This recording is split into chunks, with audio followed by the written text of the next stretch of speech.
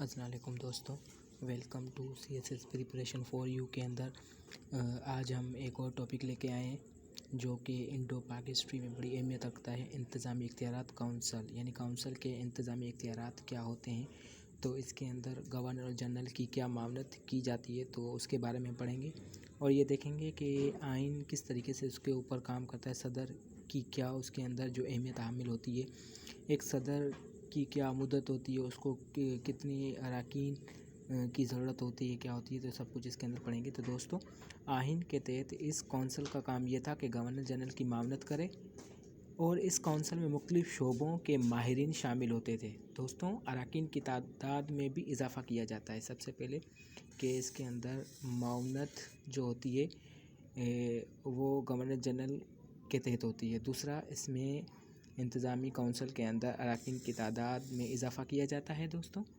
اور ہر کونسل کی تشکیل وزیر ہند کی سفارش پر تاج برطانیہ کے عمل سے آتی تھی یا آتی تھی۔ اراکین کو 5 سال کی مدت کے لیے مقرر کیا جاتا تھا۔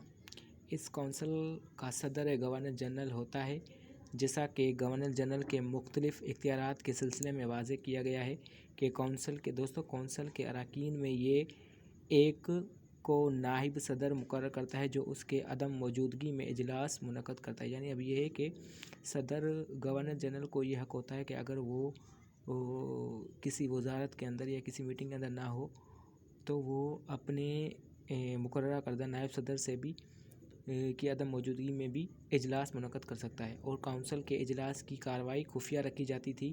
اختلافات رائے کی صورت میں اکثریتی اور اراکین کا فیصلہ قبول کیا جاتا تھا۔ دوستوں، گورنر جنرل کا جو ووٹ ہوتا ہے وہ قطعی فیصلہ کرتا ہے کہ ملک کے کسی حصے کی سالمیت اور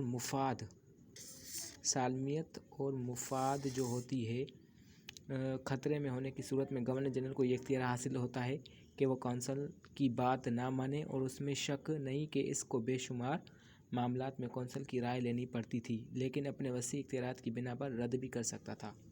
یعنی اگر کہیں پہ ملک کے لیے خطرہ یا ایسی کوئی بات ہوتی تھی تو وہ اس کو رد کرنے کا حامل بھی رکھتا تھا اور کونسل کی وہ بات نہیں ماننے کے بھی اختیارات رکھتا تھا۔ امید کرتا ہوں دوستوں آپ کو یہ ویڈیو بہت پسند آئی ہوگی۔ انتظامی اختیارات کس طریقے سے ہوتے ہیں آپ نے اس میں سیکھا۔ انشاءاللہ مزید ہم ایک اور ٹاپک بنائیں گے آپ کے لیے۔ دیکھتے رہیے C S S preparation for you.